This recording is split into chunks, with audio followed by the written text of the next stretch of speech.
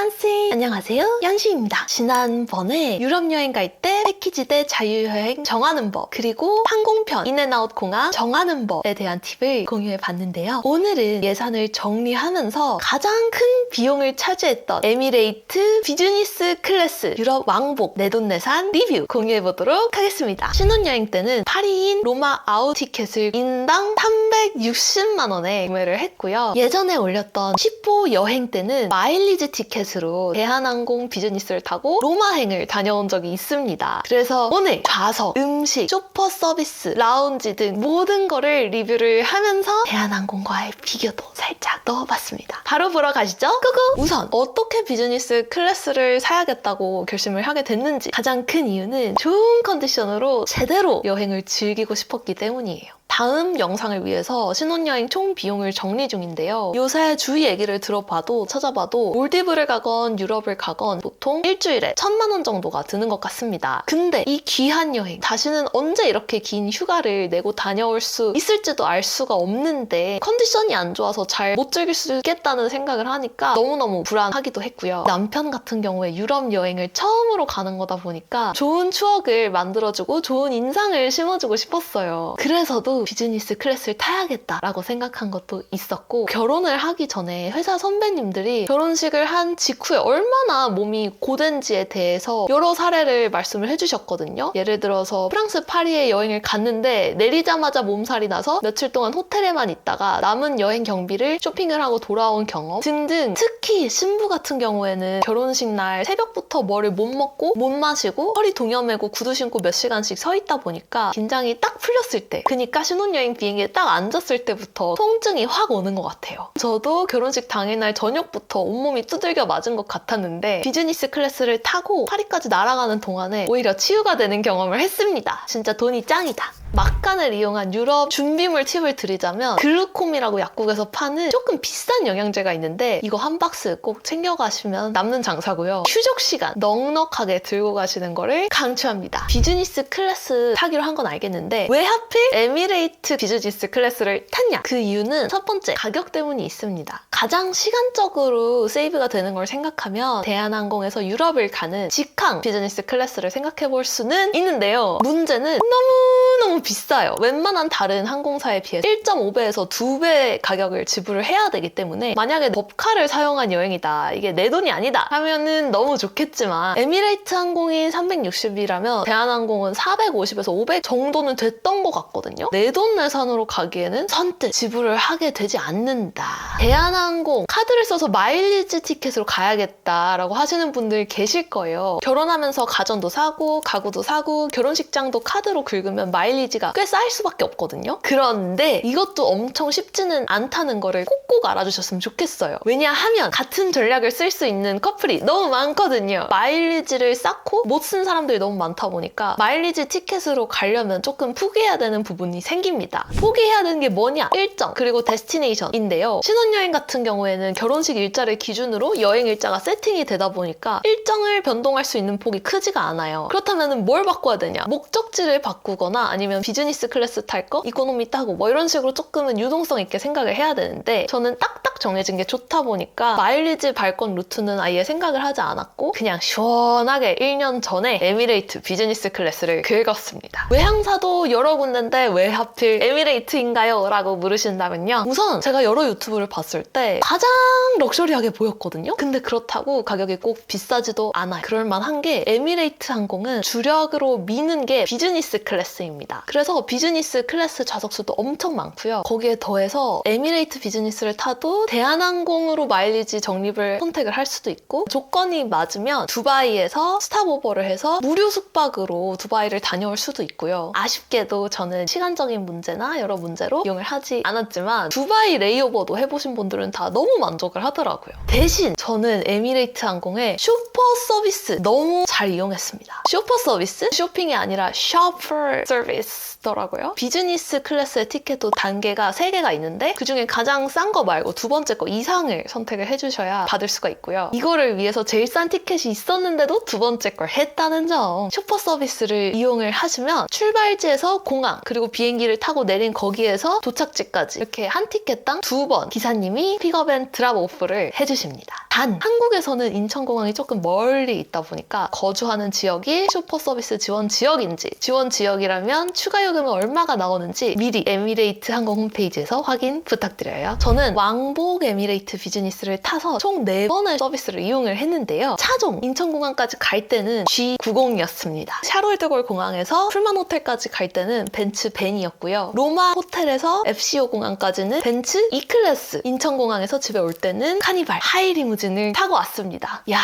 G90이랑 하이리무진 타고 다니는데 너무 편하더라고요. 몸만 편한 게 아니라 마음이 편했는데요. 해외 공항에 이렇게 딱 나오면 여기서부터 이제 어떡하지? 막연한 불안함도 있고 이제 숙소를 찾아가야 되는데 수많은 택시 기사들이 흥정을 해야 된다든지 영업이 들어온다든지 이런 게 약간은 피곤하잖아요. 그런데 슈퍼 서비스를 사용하시면 딱 짐 찾아서 나가는 순간 정장을 입은 기사님이 내 이름을 들고 기다리십니다. 그분만 따라가면 사전에 지정해둔 숙소까지 바로 스무스하게 도착을 할 수가 있는데요. 에미레이트 비즈니스를 탄다라고 마음을 먹었다면 제일 싼 티켓보다는 한 등급 위 슈퍼 서비스가 포함된 티켓을 추천드리는 이유입니다. 다음으로 비즈니스 클래스 라운지예요. 인천공항에선 제1터미널에 아시아나 라운지를 같이 썼기 때문에 특별한 건 없었는데 두바이 공항의 라운지가 찐입니다. 와, 저는 두바이 공항의 에미레이트 라운지 가보는 게 위시리스트 중에 하나였거든요. 그 정도로 스케일이 엄청났어요. 파리로 들어갈 때 그리고 서울로 나올 때 두바이 공항에 각각 다른 터미널에 있는 비즈니스 라운지를 이용을 했는데요. 갈 때는 조금 엥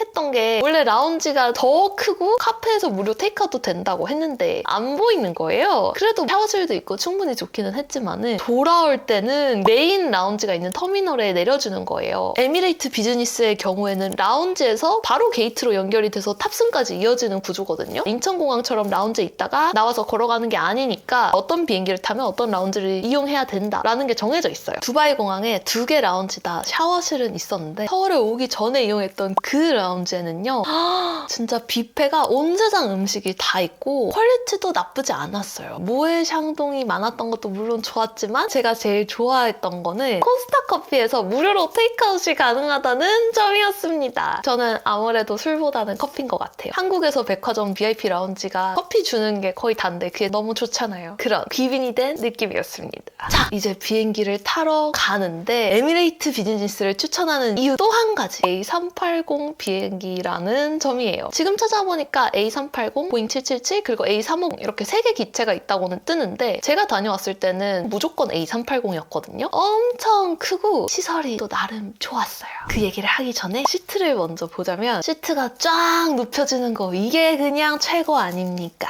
옆에 벽이 살짝 있다 보니까 완전히 가려지진 않아도 충분히 아늑하다는 느낌이 들었고요. 솔직히 말하면 창가에 있는 자리가 창문도 여러 개 있고 제일 럭셔리해요. 근데 안타깝게도 신혼여행이라 붙어있는 가운데 쪽 자리를 썼습니다. 시트는 발을 쭉 뻗기에는 공간이 충분했고 저는 172, 남편은 179인데 눕기에 불편함이 없었습니다. 끝으로 갈수록 조금 오므라드는 형태여서 다리를 엄청 편하게 자유롭게 둘 순 없었다는 점이 아쉽다면 아쉬웠어요. 대신 대한항공에서 탔을 때랑은 다르게 옆에 음료 칸도 있고 에비앙, 페리에 같은 게 있으니까 비행기에서 목 엄청 마르잖아요. 그때마다 뭐 달라고 하지 않아도 일단 바로 먹을 수 있는 게 옆에 있다는 게 너무 편했습니다. 그리고 서울에서 두바이를 가는 편에는 잠옷을 주는 게 너무 좋았어요. 이 잠옷이 전 처음에 그냥 예사로 생각하고 한국에 돌아올 때 짐이 너무 많아서 하나 버렸는데 정말 후회합니다. 상의는 후드인데 바지가 너무너무 편해서 지금까지도 잘 입고 있다는 거. 이제 어메니티를 한번 볼까요? 성별에 따라 여성용, 남성용을 따로 줍니다. 어메니티는 불가리 거를 주고요. 여자는 베이지색 파우치에 핑크 포인트가 있고 남자는 블랙 파우치에 블루 포인트입니다. 구성품은 흔히 볼 수 있는 로션, 칫솔, 치약 이런 것도 있지만 저는 가장 인상 깊었던 게 향수 그리고 데오드란트예요. 한국인이 생각했을 땐 비행기 에어컨도 잘 나오고 하는데 이 안에서까지 데오드란트를 발라야 되나? 라는 생각이 들었는데 뭐 그대로 잘 들고 나오긴 했습니다. 남자 파우치는 블랙 천 재질이라서 상대적으로 여자 파우치 파우치에 비해서 고급감이 느껴지지는 않았는데 남편이 하도 서운해해서 서로 하나씩 바꿨어요. 남자 어메니티도 거의 비슷한데 여자 거랑 다르게 쉐이빙 크림 그리고 일회용 면도기가 들어있습니다. 여기 문화권은 비행기에서도 꼭 면도는 하는 그런 젠틀맨의 사회인가 봐요.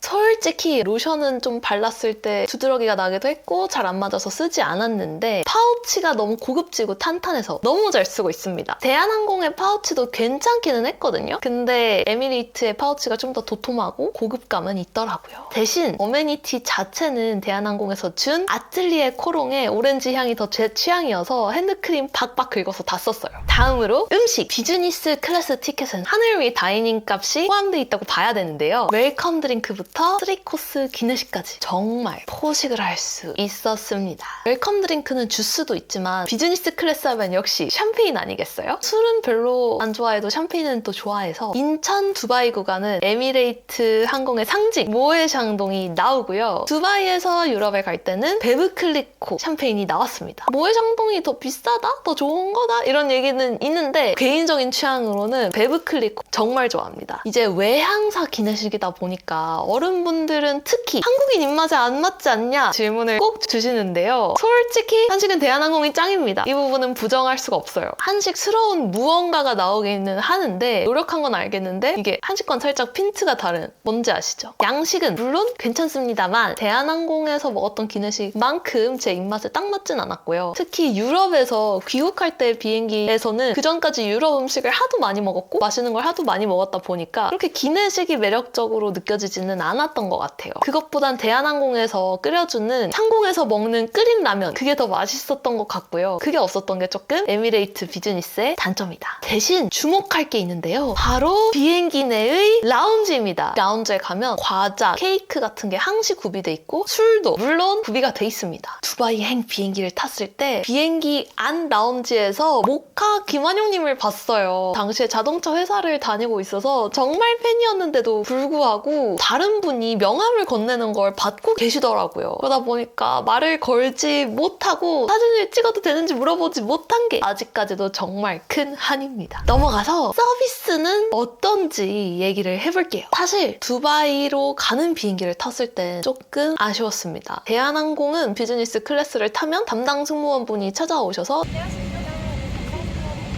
인사도 따로 해주시는데 에미레이트 항공 같은 경우에는 비행기 2층 전체가 비즈니스 클래스랑 퍼스트 클래스로 승객 수가 너무너무 많다 보니까 대한항공만큼의 퍼스널한 서비스는 기대하기가 조금 어렵다는 거. 하지만 두바이에서 파리행 비행기를 탔을 때는 스튜어디스 분들이 다 너무 재밌으셨어요. 교류도 엄청 많았거든요. 예를 들어서 어떤 스튜어디스 분이 저희한테 오셔가지고 어떤 여행 가는 거야? 하길래 우리가 신혼여행을 가는 거라 큰맘 먹고 비즈니스를 탔다라고 얘기를 했어요. 그랬더니 비즈니스 타는 젊은 커플은 100이면 100 신혼여행이래요. 그러면서 비즈니스 클래스 뽕 뽑아야 된다고 무조건 샴페인을 마셔야 된다 그러면서 10다르함 한 잔 마실 때마다 이게 얼마치인지 생각을 하고 마셔라 이렇게 서로 얘기를 한 게 너무 재밌었던 기억이 있고요. 또 잊지 못할 비행기 안에서의 이벤트를 받았습니다. 이건 남편이 스튜어디스 분께 부탁을 드렸는데요. 아까 그 10다르함 샴페인 그분 말고 또 다른 스튜어디스 분이랑도 저희가 친해졌거든요. 그분이랑 남편이랑 얘기를 해서 촛불 조명이랑 케이크랑 레터링이랑 해서 갑자기 짠 들고 나타나셨는데 진짜 누가 예상을 했겠어요. 비행기에서 이런 이벤트를 받을 줄. 그래서 너무 감동이기도 했고 남편에게도 너무 고맙습니다. 내 편 최고!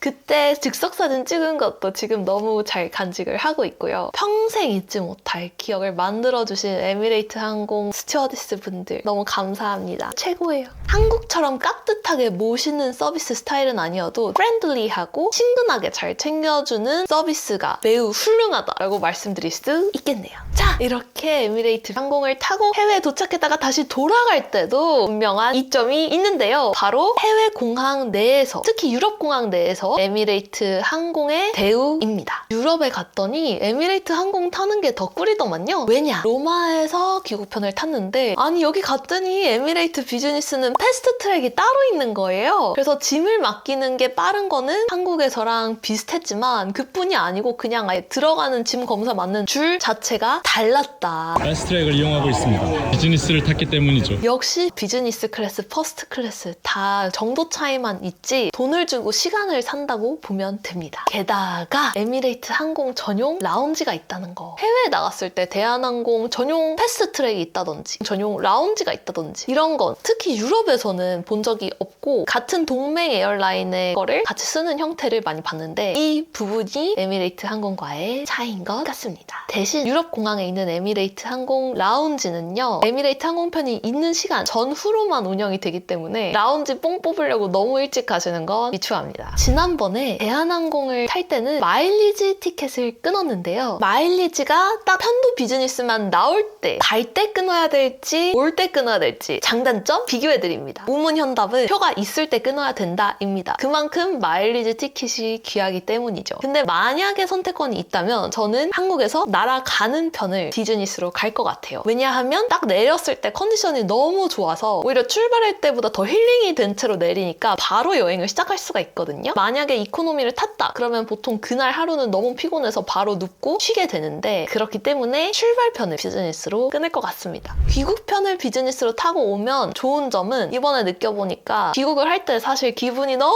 안 좋잖아요. 현실로 복귀한다는 사실을 부정하고 싶고 조금 기분 좋게 올 수 있다는 게 차이점이 될 것 같고요. 만약에 한국에 와서 바로 출근을 하는 일정이라든지 바로 중요한 미팅이 있다든지 하시는 분들은 귀국편에 비즈니스를 타는 걸 추천합니다. 왜냐하면 우리나라에서 유럽을 갈 때는 시간이 더 느려지고 유럽에서 귀국을 할 때 시간대가 더 빨라지는 시차로 오게 되는데요. 사람이 시간이 더 느린 곳으로 갈 때보다 더 빠른 곳으로 올 때 시차 적응이 무조건 더 힘들다고 해요. 그러니까 우리나라 입장에서는 미국으로 갔다 올 게 아닌 이상 근데 거긴 또 차이가 아예 많이 나니까 동남아를 가건 유럽을 가건 갈 때는 좀 빨리 적응하는데 돌아오고 나서 적응하는 게 미친다는 거죠. 그동안 그게 그냥 심리적인 문제 때문에 돌아와서 더 힘든 줄 알았더니 진짜 과학적으로도 돌아오고 나서의 적응이 더 힘들다고 합니다. 그렇기 때문에 돌아왔을 때 나의 컨디션이 너무 걱정된다. 중요한 일이 있다 하면은 귀국편을 비즈니스로 타시는 걸 추천합니다. 자, 오늘은 이렇게 에미레이트 비즈니스 클래스 리뷰를 하면서 왜 신혼여행에 비즈니스 클래스를 탔는지 그 중에서도 왜 에미레이트 항공인지 이유를 대한항공과 비교해 봤는데요. 유럽 여행을 갈 때 비즈니스를 타고 싶다, 슈퍼 서비스를 이용해 보고 싶다, 기내 라운지를 이용해 보고 싶다 하시는 분들 에미레이트 항공 비즈니스 클래스 강추합니다. 올해 프라하를 갈 예정인데 이번에도 에미레이트 항공을 다시 예약할 만큼 정말 만족스러운 소비였어요. 다음 편에는 드디어 유럽 신혼여행 총 비용 공개해볼 예정이니까요. 많은 기대 부탁드립니다. 궁금하시면 구독 부탁드리고 댓글 많이 남겨주세요. 오늘도 함께 해주셔서 감사하고요. 즐거운 여행 되세요. 안녕!